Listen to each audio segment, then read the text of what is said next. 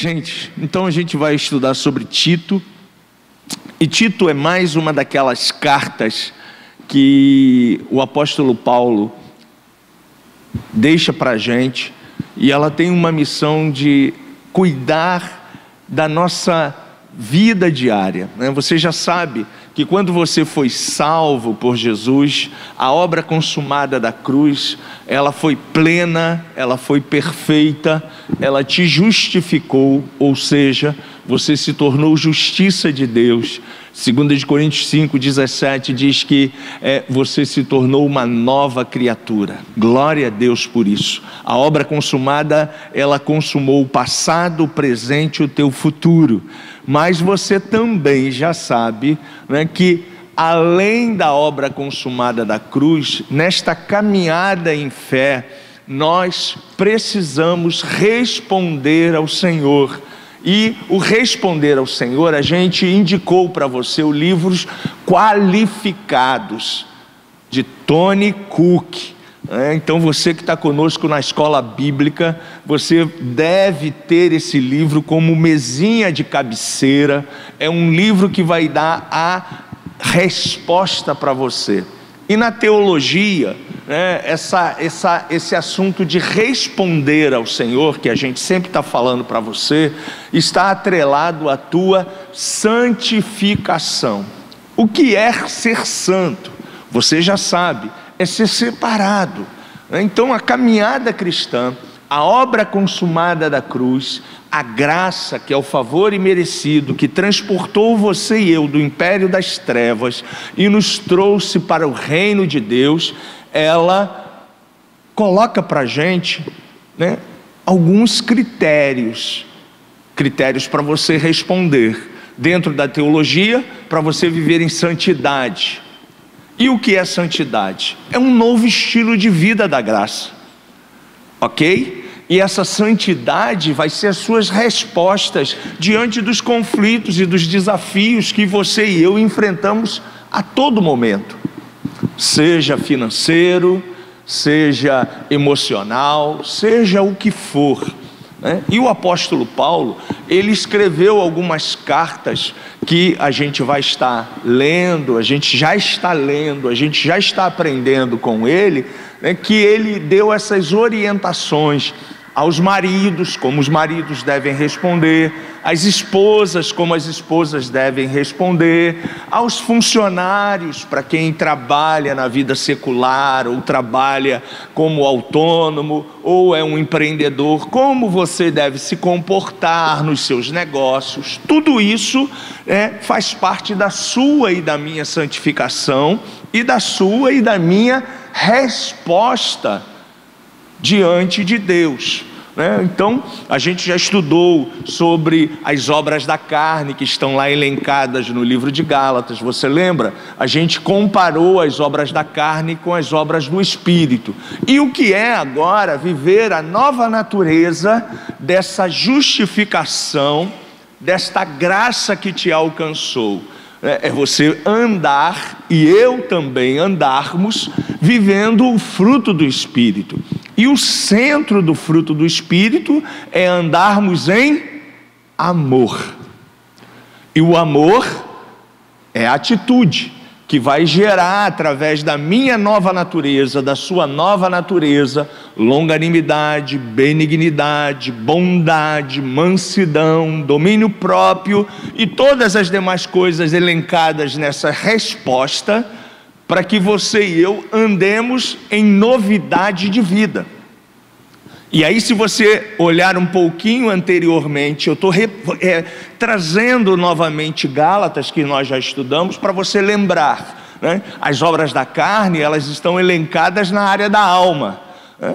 Então lascívia, idolatria, porfia, adultério, fornicação, concupiscências e tantas outras coisas que você e eu, aquele que roubava não rouba mais, aquele que furtava não furta mais, aquele que adulterava não adultera mais. Então tudo isso está elencado nas áreas da santificação que você e eu agora precisamos e devemos responder. e você tem uma pessoa que habita dentro de você, que é santa, diga aleluias por isso, que te dá condições para você viver essa nova realidade. É o Espírito Santo. Eis que ele estará, e eu estarei com o Pai. Estamos voltando a João capítulo 14. E eu invocarei, e eu pedirei ao Pai que envie o Consolador, o Espírito de graça, e ele estará para sempre em nós. Diga glória a Deus. Glória a Deus, o Espírito Santo está em você, e dia após dia esse Espírito Santo vai ajudando você e eu a respondermos, a vivermos essa vida de santidade. E não é difícil para nós fazermos isso, porque nós temos a pessoa do Espírito Santo dentro de nós. Glória a Deus por isso. E na medida que a gente vai respondendo, vai abrindo todo o compartimento da nossa alma, todo o compartimento do nosso corpo, e deixando o Espírito Santo atuar, ele vai corrigindo. E as epístolas que Paulo deixou para a gente, como Gálatas, como Efésios, como Tito, que a gente vai estudar hoje, como Timóteo, elas darão para a gente esse panorama de atitudes que você e eu agora, como nova criatura que somos em Cristo, precisamos e devemos responder com o Senhor, ok? Então, é importante você e eu estarmos cheios do Espírito Santo. O Espírito Santo, ele é fundamental. Enquanto o Pete estava ministrando aqui, ele falou para você, olha, deixe o Espírito Santo fluir, né? Você que ainda não é batizado no Espírito Santo, clame a Jesus, ele que é o batizador, para encher você de graça, para encher você de autoridade, para te dar poder.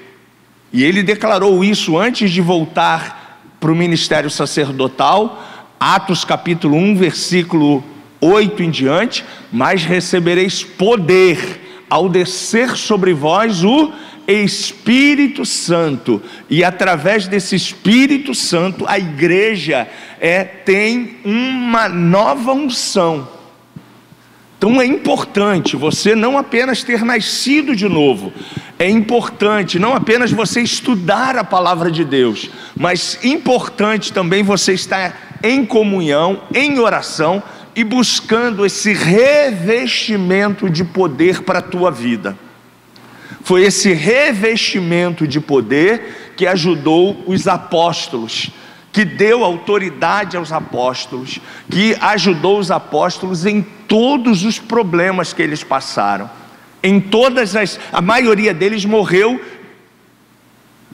de uma forma bem assustadora, mas nenhum deles temeram a morte, porque o próprio Espírito Santo deu graça, deu força. Você lembra como Estevão morreu? Lembra? Quem o matou? O apóstolo Paulo, né? Que era o antigo Saulo, né? Foi apedrejado. Você imagina uma pessoa receber pedradas até morrer? Você imagina como ficou? Feche os teus olhos. Imagina primeiro as pedradas, e imagina agora como ficou o corpo desse homem até chegar o último suspiro da sua vida.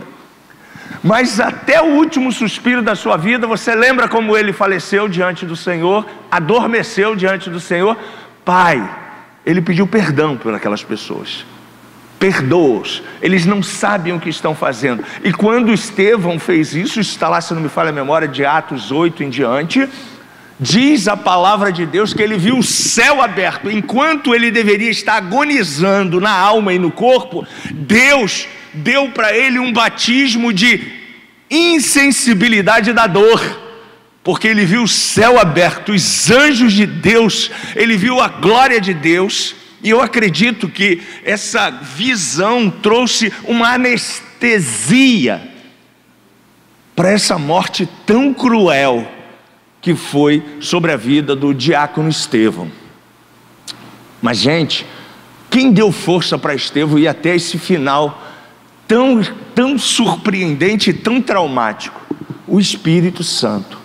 Por isso que é importante você e eu, né, em pleno século 21, a gente ser cheio desse Espírito Santo. Porque você já reparou como o sistema mundial hoje, que é dominado pelo pecado, ele tenta nos afastar da comunhão com Deus? São os problemas da vida, é falta de dinheiro, é o estresse, problemas com familiares, são N coisas para nos afastar dessa comunhão. Por isso que é importante. E se você, eu já pedi para você estudar o livro de Atos, porque o livro de Atos está dentro do contexto de quase todas essas epístolas.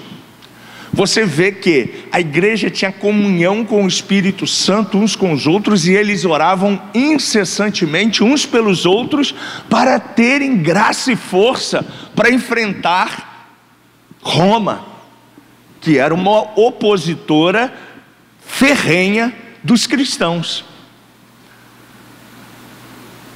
Então, minha gente, mais do que nunca, a gente não pode se acomodar.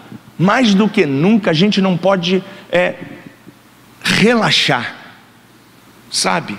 Mais do que nunca, a gente não pode se distrair. Fale para você mesmo: eu não posso me distrair. Porque o diabo atualmente, principalmente nos países capitalistas como o nosso, onde não há perseguição, como nos países do Oriente Médio, e se você quiser conhecer um pouquinho das igrejas perseguidas, vale a pena, você deve jogar lá na sua pesquisa, Janela 1040. E aí você vai ver que ainda existe esse tipo de perseguição física de igrejas e de irmãos nossos que ainda são queimados, ainda perdem tudo, ainda são deserdados, porque tomaram uma decisão, aceitaram Jesus. Se você for joga lá no seu Google aí, se você tiver com a internet ativa, joga aí para você depois não esquecer, Janela 1040, e você vai ver todos os países que têm uma perseguição ferrenha contra os cristãos. A Coreia do Norte é uma das tais, e tantas outras, os muçulmanos, os países de origem muçulmana, com religião muçulmana. Então, minha gente, isso não é divulgado na mídia, ok? Mas ainda existe de uma força tremenda para destruir fisicamente cristãos, principalmente nos países que não são capitalistas. Nos países capitalistas, a gente tem essa liberdade, o Estado é laico. Se você conhece a Constituição brasileira, se você não conhece, deve ter uma na sua estante e deve lê-la, tanto a Constituição brasileira da sua capital federal, como a do seu município e a do seu estado. A gente tem 3 constituições, e é importante você ter esses regimentos para você saber quais são os seus direitos, quais são os seus deveres. E você vai ver que no país como o nosso capitalista, o Brasil é um país laico. O que é um país laico? Onde você e eu e todas as pessoas que têm uma religião, eles têm o direito de ter livre acesso à sua religião, ok? Então a gente precisa conhecer os nossos direitos, a gente precisa conhecer também os nossos deveres, porque se o país é laico, a gente não tem o direito de ofender a religião de ninguém, e nem de agredir a fé de ninguém, porque o respeito é a primícia da nossa Constituição e da nossa vivência como cidadãos brasileiros. Então, minha gente, é importante a gente saber disso tudo. E aí, num país como o nosso, há essa liberdade. E aí a gente vê a comunidade cristã, às vezes, descansando, relaxando. Vem na igreja quando quer, a igreja se torna algo opcional, não ora, não lê a Bíblia como deveria ler, não ora como deveria orar, e aí vai. As coisas da vida, o ganhar dinheiro, acaba sendo o foco maior. Igrejas até que fazem campanhas onde o dinheiro é mais importante do que Jesus, quando Jesus é o mais importante do que o seu e o meu dinheiro. ok? Por quê? Porque se você tem Jesus, você terá o restante para a sua vida. Então isso é que é importante. Mas a gente sabe muito bem que tem hoje, no sistema que a gente vive, igrejas pregando que o dinheiro é mais importante até do que Jesus. E a gente precisa conhecer a palavra de Deus. O meu povo padece porque lhe falta conhecimento. Então você e eu, temos as 24 horas que tivemos já desde a nossa existência. A gente precisa organizar a nossa agenda para dentro dessas 24 horas não perder o foco de estudar a palavra de Deus, de estudar os princípios, estudar e ler coisas relevantes. Qual o jornal que você lê? Quantos aqui lê jornal? Fala para o seu irmão, você precisa melhorar. Agora, pergunto eu a você, você que levantou a mão, qual o jornal que você está lendo? É uma grande pergunta. Você está lendo o Extra? Não é um bom jornal. Você está lendo o Povo? Não é um bom jornal. Você está comparando as reportagens, porque 90% delas, às vezes, elas estão tendenciosas pelo jornalista que a escreveu? Você sabia disso? Que às vezes tem aguçado ali no texto o espírito político daquele jornalista e não a necessidade do Estado brasileiro? Então a gente precisa, gente, estar preocupado com essas coisas todas. Nós somos cidadãos, nós somos filhos de Deus, nós estamos nesse mundo para fazer a diferença. Você pode falar isso comigo? Eu estou nesse mundo agora, recriado para fazer a diferença. E Jesus fez a diferença nos 3 anos ministeriais dele. E até hoje a gente fala de Jesus, a gente fala dos apóstolos, a gente está falando de Paulo, um homem como você e eu. Aliás, posso fazer e refazer a minha fala: um homem melhor ou pior do que você? Eu acredito que é até pior, porque você nunca matou ninguém, e Paulo matou muita gente. E mesmo assim a graça o alcançou, e esse homem se dedicou incansavelmente em prol da volta de Jesus e do reino de Deus, para ser divulgado até a Espanha que a gente conhece hoje. A gente precisa priorizar a nossa agenda. Então vamos lá, Tito é uma epístola onde você e eu trabalham a nossa santificação. E a santificação é justamente para fazer os ajustes. Sabe quando você vai para o médico diz assim: vamos fazer um exame de sangue? Vamos fazer um exame de urina? O médico quase sempre começa assim, quando a gente reclama de alguma coisa, né? Estou cansado, estou isso, estou aquilo outro, não estou com energia. Ele, vamos fazer um exame de sangue? Vamos fazer um exame de fezes? Vamos fazer um exame de urina? Aí o que ele começa a descobrir? Teu triglicerídeo não está bom, teu colesterol não está bom, tuas taxas não estão boa, tua glicose não está boa. E aí ele diz para você: você precisa mudar. Quer viver, quer ver os netos, ele logo manda, um choque para a gente. E aí o que você faz? Eu já fiz, eu comecei a mudar. Quando ele me deu essa resposta, quando eu tinha 43 anos, eu comecei a mudar com os meus 43 anos. Comecei tarde, mas comecei a mudar. Mudei os meus hábitos alimentares, mudei a minha dieta, mudei a forma que eu como, mudei tudo. Porque eu quero viver até o final do meu último suspiro nessa terra com qualidade de vida.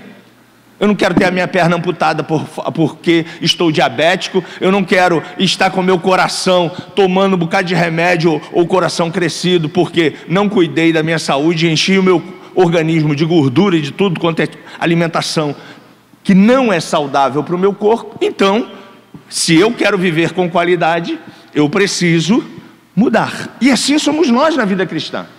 Paulo está dando dicas para Tito, para a igreja mudar. E nós precisamos entender que essas mudanças são para o nosso bem, gente. A epístola de Tito foi escrita no mesmo período de Timóteo, de Filemão, e você já sabe, Paulo estava preso, recebendo a oposição do governo de Nero.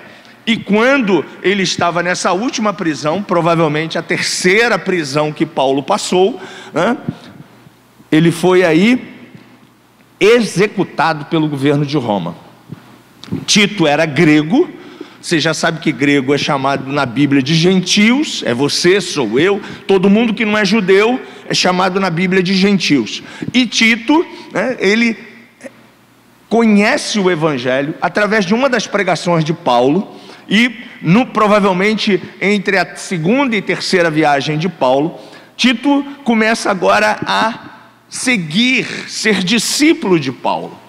E nós precisamos entender o que é ser discípulo. Ser discípulo é fazer alguém à nossa imagem.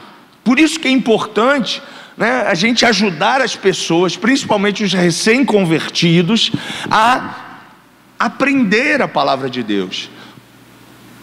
E Tito andou com Paulo, andou com Silas, andou com Lucas, era a equipe de Paulo, Paulo, Silas, Barnabé, João Marcos, eram gente que estavam mais próximo do apóstolo Paulo, e Paulo discipulava esses caras.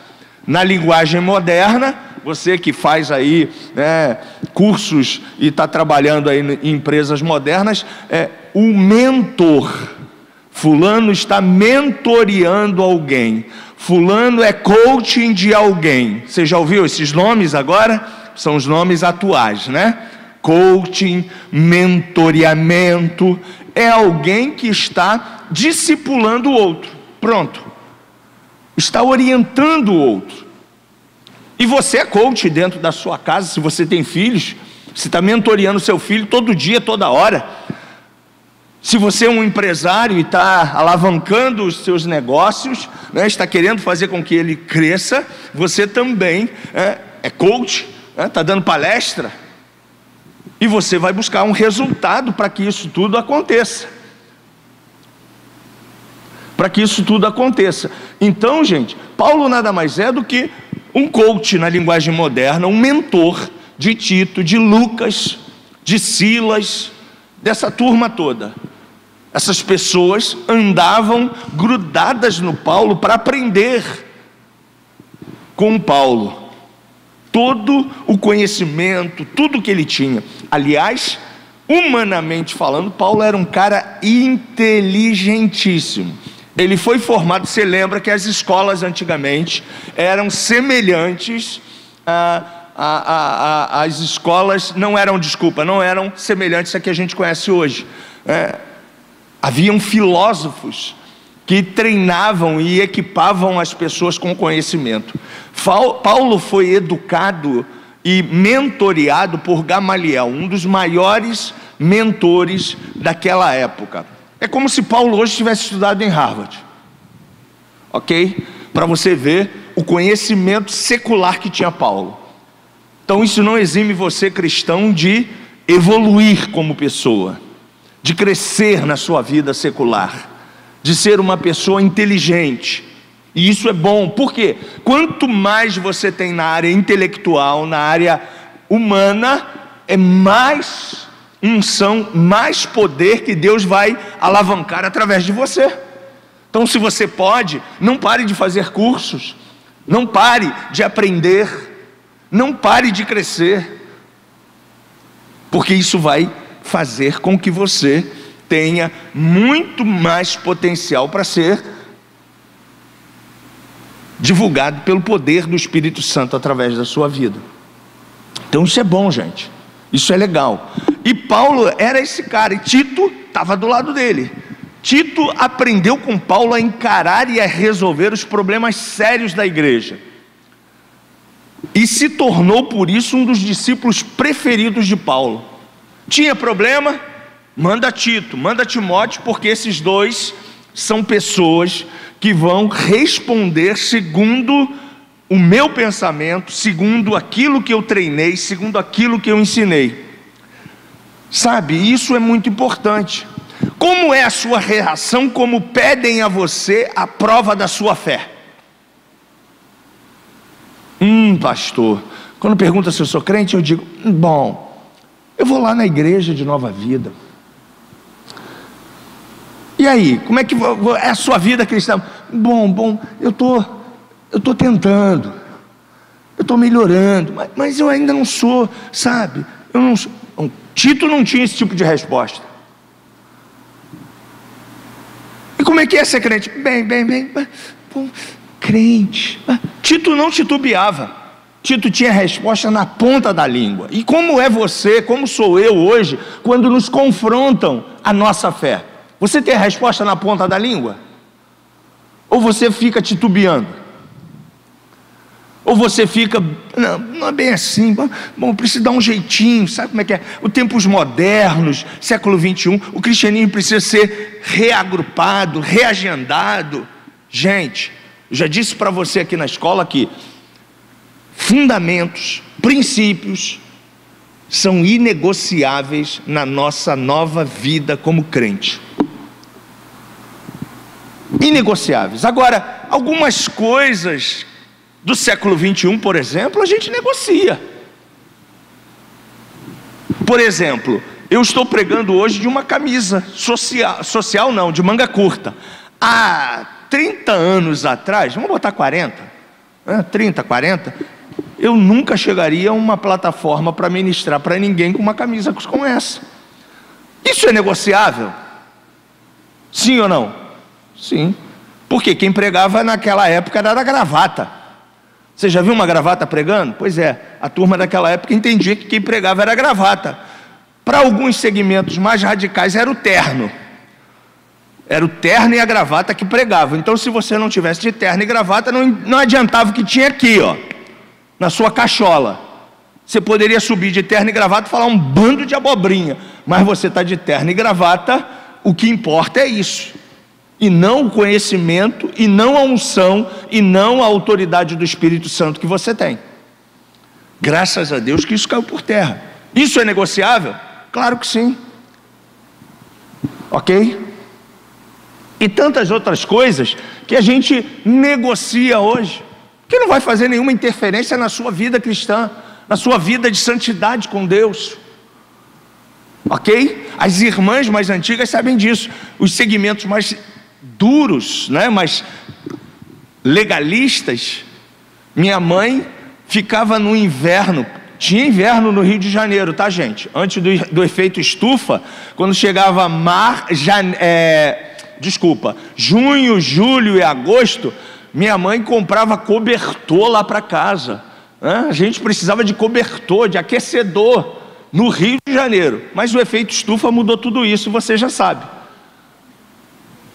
E aí naquela época, as igrejas que aceitavam Jesus, as mulheres, tinham um versículo, e eu já disse para você que para ser um assunto respaldado biblicamente, hermeneuticamente, né, exegeticamente, você precisa ter no mínimo, confrontando essa tese teológica, 3 versículos. E aí tem um versículo, não me pergunte onde está, mas está lá no livro de Deuteronômio, é um único versículo que diz assim: e não tenha a mulher, e não vista a mulher traje que vista o homem. Aí alguém, sempre uma mente pensante, humana, egoísta, um homem cabeçudo, sem conhecimento, disse assim: olha, então se o que o homem veste a mulher não pode vestir, no inverno as mulheres vão ter que continuar de saia. E aí eu pergunto, aonde está escrito na Bíblia que a mulher tem que usar saia e o homem tem que usar calça?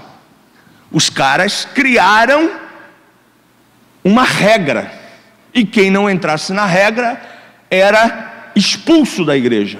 Aí eu pergunto para você, aonde na Bíblia está que eu tenho o direito de expulsar você da igreja, de Jesus?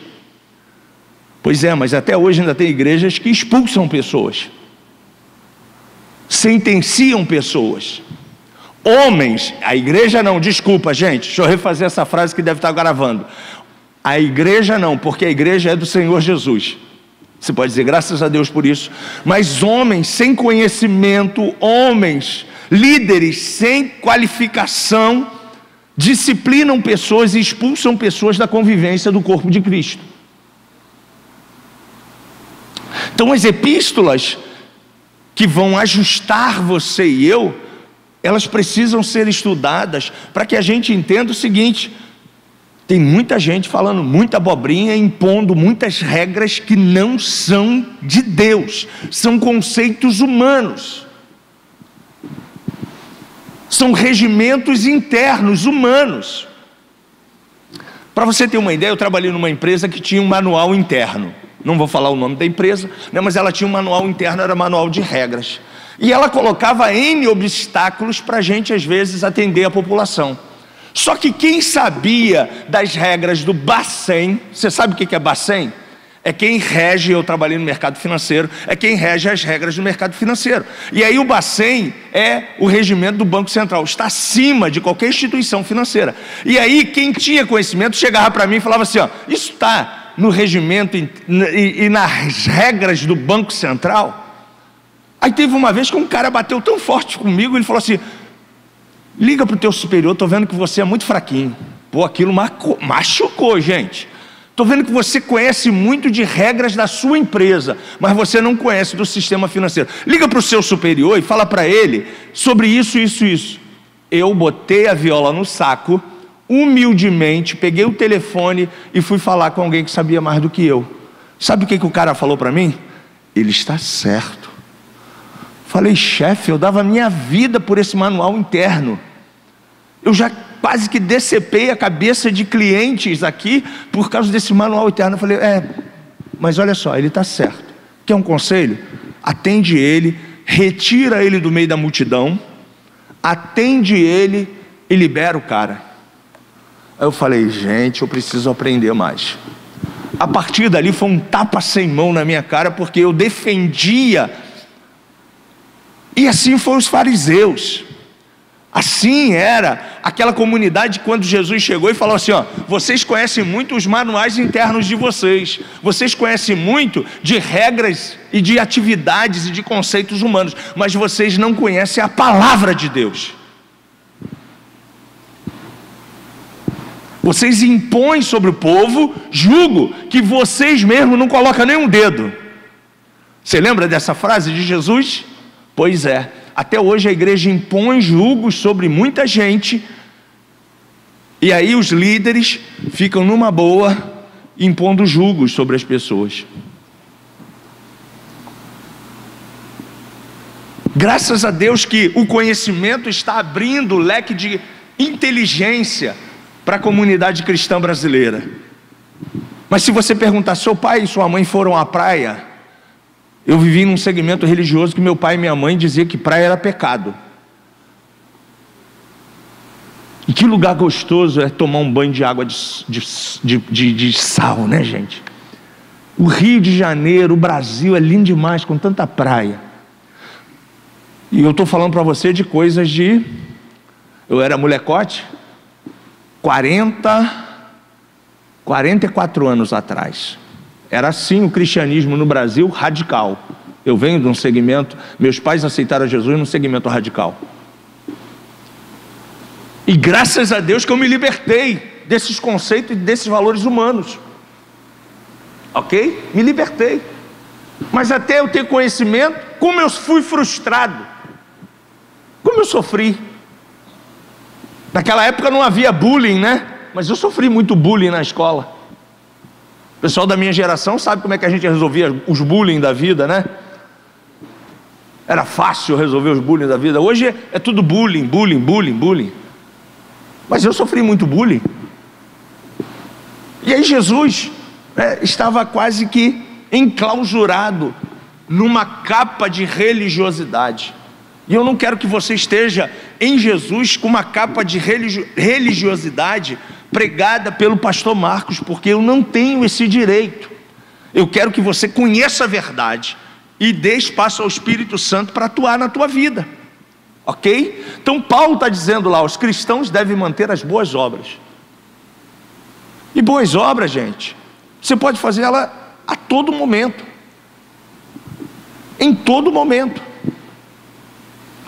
Você tem momentos fantásticos para fazer não só boas obras, você tem momentos para fazer tantas coisas legais, e a igreja precisa ser organizada. A igreja de Jesus, não a denominação. A denominação também tem regras, ok? Você está vinculado à denominação Família da Fé, Nova Vida. E aí a gente tem um bispo, a gente tem algumas regras, ok? Mas a gente procura colocar essas regras e esses conceitos pautados na palavra de Deus, para não humanizar e engessar aquilo que Cristo te libertou. Porque o evangelho não é para te engessar, nem para te aprisionar. Jesus diz em João: e conhecereis a verdade, e a verdade vos libertará. Ponto. Então o evangelho não é para aprisionar ninguém. E aí, gente, a igreja deve pregar a palavra de Deus. Ponto. Você e eu precisamos conhecer a palavra. E conhecereis a palavra, né? No princípio era a palavra, João 1:1, e a palavra estava com Deus, e a palavra é Deus, a palavra é Jesus. Da onde você folhear aqui, desde Gênesis até Apocalipse, você tem que marcar com a sua lupa espiritual e declarar que aqui está Jesus revelando tudo para a minha vida, tudo que eu preciso fazer. Vamos correr. Ela deve ordenar e botar qualificadores na minha vida. Por isso que mais uma vez eu te indico, compra esse livro, Qualificados. Eu nunca li um livro tão bom quanto esse, e olha que eu tenho muitos. Tony Cook. Esse livro é maravilhoso. Um outro livro dele, O DNA da Graça. São 2 livros que você tem que ter de mesa de cabeceira, e não lê ele uma vez só não, várias vezes, porque para você absorver uma boa leitura, quantas vezes você tem que ler um livro? Quantas forem necessárias, mas segundo alguns estudiosos, parece que no mínimo 3 vezes, ok? No mínimo 3 vezes. Quantos livros você está lendo esse ano? Vou refazer a pergunta. Você está lendo algum livro esse ano? Quantos aqui estão lendo algum livro esse ano? Pois é, isso é importante. Agora a pergunta que não quer calar: esse livro está sendo relevante para a tua formação? Ele está edificando? Porque eu já tive livros e já comprei livro. Quando eu fiz a primeira leitura do primeiro capítulo, eu falei: puxa vida, gastei meu dinheiro, jogo o livro fora.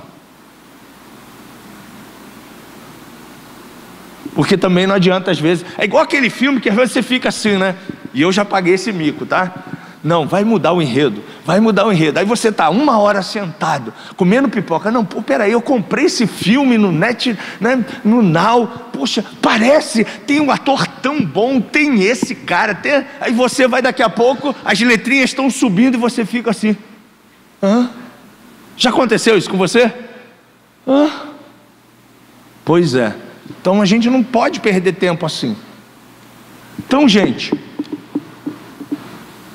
a organização, ela precisa ter qualificação. Por que eu estou fazendo isso? Por que eu dou dízimo? Por que eu venho à igreja? Por que eu tenho que buscar o Espírito Santo? Você faz essa pergunta? Por quê? Como? Para quê? Ou você recebe aquilo que estão mandando para você da tribuna assim, e diz assim: eu tenho que fazer isso? Não. A igreja de Bereia fazia o que com Paulo? Você lembra? Pastor, não li ainda Atos, então vou relembrar você. A igreja de Bereia confrontava Paulo, não com astúcia, não com maldade, mas tudo que Paulo falava, a igreja confrontava com a verdade. E qual é a verdade? A palavra de Deus. Você não pode dar o seu amém. Quando eu falo para você, você pode dar amém? Você tem que refletir: por que eu estou dando amém? Amém quer dizer o quê? Assim seja, você está concordando. E a palavra liberada, ela tem poder no mundo espiritual. Aí você é funcionário de uma empresa, a empresa falou para você assim: ó, pega esse dinheiro aí e joga no caixa 2. Aí você, amém, pronto. Você está concordando. Você está sendo o quê? Cúmplice. Você é criminoso como quem está fazendo o ato ilícito. Sabia disso? Eu não tenho que concordar com tudo. Nem você. A gente precisa conhecer. E quanto mais você conhece, mais você descobre que você sabe menos ainda. E aí você fala menos. Você bota a mão no fogo menos. Você reflete, faz uma reflexão muito mais ponderada da sua opinião. Você está entendendo, gente? E isso é importante. Qualificado. Eu preciso ser um crente qualificado. Por que você é crente? Porque eu conheci Jesus. Porque eu preciso agora que a minha esposa aceite Jesus. Aí disseram que Jesus é poderoso e eu preciso só aceitar Jesus, que aí as coisas resolvem. É por isso? Só por isso? Não, eu fui na igreja porque eu preciso ganhar uma grana melhor. E lá diz que a gente vai ter vida abundante e o meu salário vai aumentar, e aí eu vou lá na igreja. Só por isso? Que embasamento sem coerência. Ela deve manter a sã doutrina, a doutrina saudável. E a doutrina é aquilo que a gente tem dito para você aqui, que a gente fala de princípios. Doutrina, pode a igreja ficar nesse mundo até o século 25, século 30, eu não sei quando Jesus vai voltar para nos levar. Gente, mas doutrina é inegociável. Inegociável. Quer ver uma coisa que está sendo negociada entre os jovens, por exemplo? Hoje, muita gente na comunidade cristã tem uma vida sexual ativa como jovem. Mas a Bíblia diz uma doutrina, que os jovens precisam se manter, mesmo tendo tido uma vida sexual ativa fora do casamento, antes de conhecer Jesus. A partir do momento que eles receberam Jesus, eles precisam ser santos. E a santidade diz que você e eu precisamos preservar o nosso corpo. Mas tem muitos jovens evangélicos vivendo uma vida mundana dentro da igreja. Deus é amor, Deus perdoa, Deus fica sempre esperando de pessoas o seu arrependimento. Mas aí, não, é que todo mundo lá fora faz antes do casamento, e aí eu tenho que fazer também. Mas a Bíblia diz que não tem que fazer. Ponto. E se fizer, está fornicando. Leque do pecado. Mas sabe como é que é, né, pastor? A igreja tem que negociar, senão a gente vai ficar vazia, a igreja, né? Os jovens não vêm mais, querido. Pelo contrário, quanto mais o poder de Deus estiver dentro da igreja, mais pessoas serão libertas do pecado. O que acontece é que às vezes a igreja está negociando a sã doutrina com o mundo e permitindo, sendo permissiva.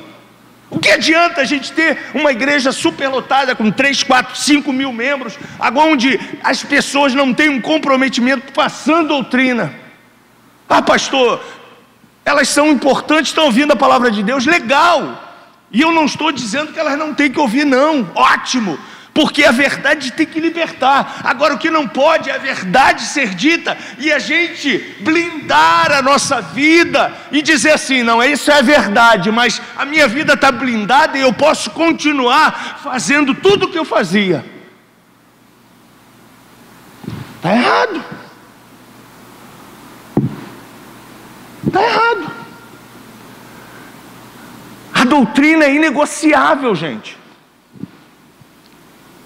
Inegociável.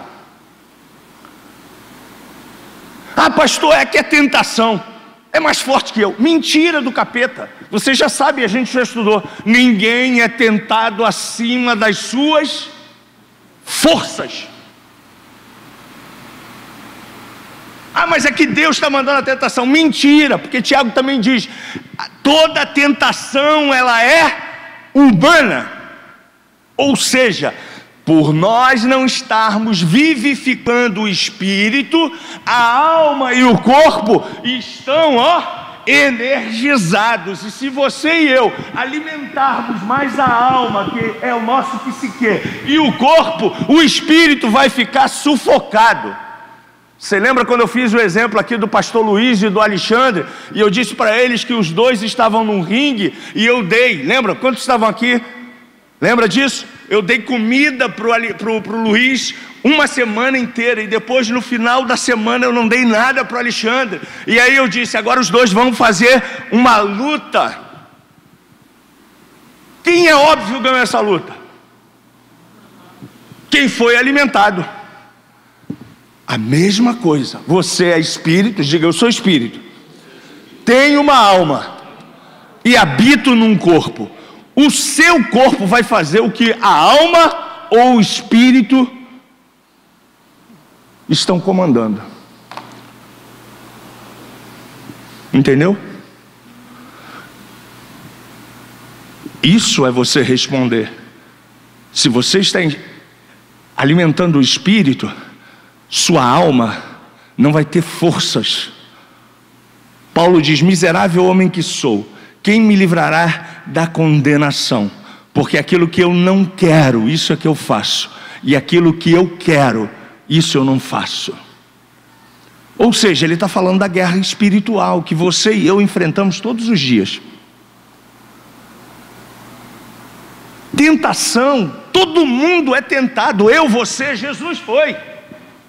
Mas tentado, não ceda, porque ceder é pecar. Você pode ser tentado em pegar um dinheiro que está na prateleira lá do seu patrão, mas você pode ser tentado, se você não pegou, você não foi pecador.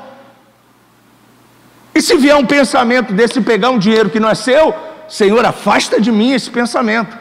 Ou uma atitude, cobiçar a mulher do próximo, o homem do próximo, o homem da próxima. Chegou esse irmão na igreja, ai meu Deus, olha os músculos dele, olha que porte atlético, ele bota aquela camisinha sarada, meu Deus, se eu pego esse cara, será que essa mulher está triturando esse homem? Gente, estou falando sério, essa mentalidade dentro do corpo de Cristo é tentação, né? Você está alimentando mais o corpo. Então, primeiro que você já está errado em cobiçar aquilo que não é teu, é um pecado, cobiça. Mas se entrou isso na sua cabeça, se encha do Espírito Santo que isso vai desaparecer. A tentação vem, claro que vem. Jesus foi tentado pela fome, pelo diabo 3 vezes, pela autoridade, pelo poder, mas o que ele disse? Arreda-te de mim, Satanás. Ah, ele era Jesus, pastor? Não, ele estava humanizado como você e eu.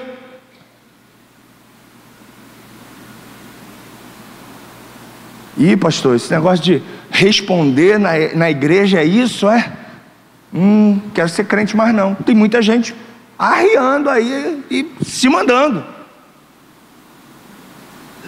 Porque, gente, não adianta a gente ficar enganando você. Não tem mais época para enganar, não tem mais tempo para enganar ninguém.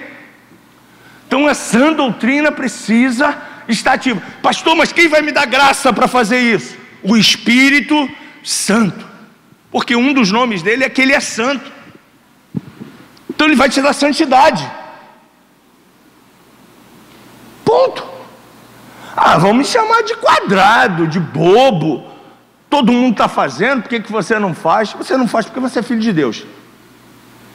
Eu não faço porque eu sou crente em Jesus Cristo. Ah, mas vamos chamar um ser de outro planeta. Eu sou de outro planeta, eu sou do céu. Estou aqui temporariamente. A minha casa é o céu. Você sabia que a sua casa é o céu? Você está só aqui de passagem, mas a sua casa eterna é o céu.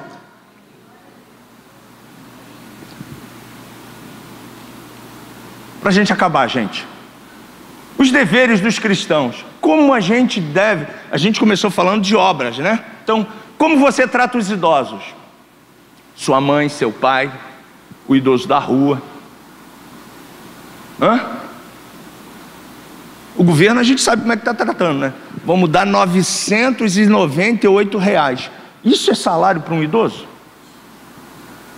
Não, vamos refazer a pergunta. É um salário para alguém sobreviver? Primeiro que você chega numa fase que você precisa comprar muito remédio. Ponto. Você tem contas a pagar. Aí me vem dizer que, conversa para inglês dormir, né? Que a crise existencial que a gente vive é porque muita gente está ficando velha, né? Não é porque tem uma sobrecarga e uma desigualdade salarial absurda entre uma minoria e a grande massa.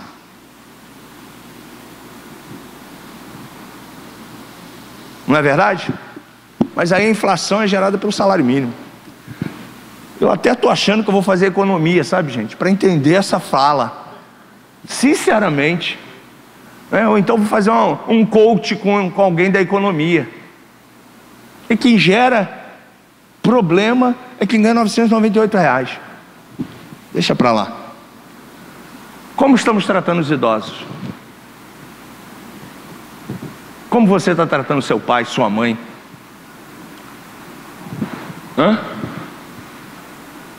Como nós estamos tratando os nossos filhos mais novos? Não, pastor, eu preciso ganhar dinheiro. Meu filho, eu tranco ele lá dentro de casa e deixo que a vida dá jeito nele. Você já reparou como as nossas crianças estão mal educadas? Quem é da área da educação aí deve saber como é que está pegando a criançada, né? Por quê? Porque não tem disciplina dentro de casa. Disciplina, não estou falando bater em criança não, tá, gente? É orientar, ensinar, ensinar. Eu sou de uma época que minha mãe falava assim, ó, ao professor você fala para ele assim, sim senhor, sim senhora. Aí você hoje abre o Facebook, tem criança dando cadeirada em professor. Cadeirada em professor, saindo reportagem de professor com olho inchado, roxo. Gente perdendo o emprego porque é professor. Gente, porque alguém fez uma atrocidade com alguém da área do... Eu não entendo essas coisas. Desculpa, eu não entendo. Mas como a gente está educando os mais novos? Porque se a gente está criando uma sociedade assim, a culpa não é dessa sociedade que está vindo, ok? É nossa que somos mais velhos que estamos formando essa nova sociedade. Então como é que você está educando seus filhos? Como é que eu estou educando os meus?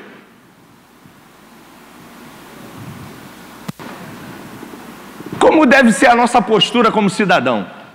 Como é você quando ninguém está te vendo? Pergunta aí para você mesmo. Como eu sou quando ninguém está me vendo? Nem a minha esposa, nem o meu marido. Como é você?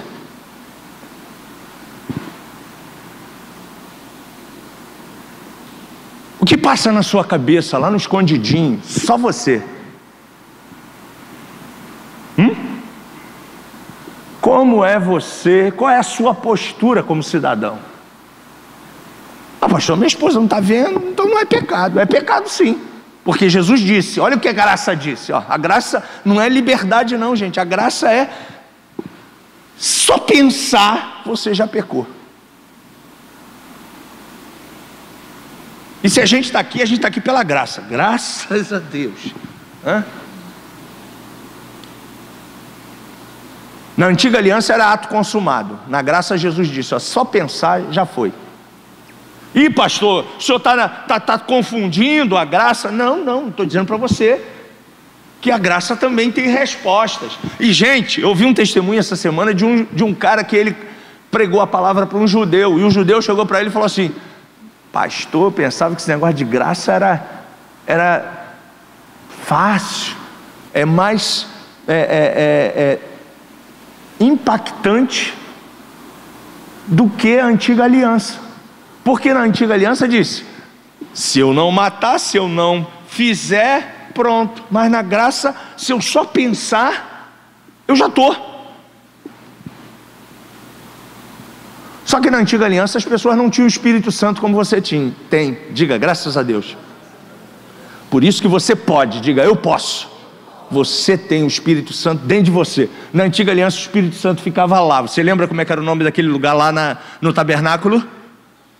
Isso, legal, ouvi lá atrás, muito bom. Santo dos Santos.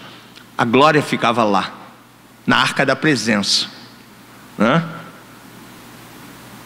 Mas hoje essa glória é dentro de você. Você é o Santo dos Santos, por isso que você pode. E quantas vezes só o sumo sacerdote entrava lá dentro, você lembra? Quantas vezes? Por ano. Uma vez por ano. Hoje você não entra na presença, a presença permanece. Você vai por aquelas portas ali e vai embora. A presença permanece em você 365 dias do ano na sua vida e até a volta de Jesus. Por isso que você pode. Ele te capacitou na graça para você ter condições para fazer e ser. Como eu tenho que tratar as pessoas problemáticas? Ih, pastor, E, gente, conviver com gente é conviver com problemas. Quem aqui trabalha com pessoas?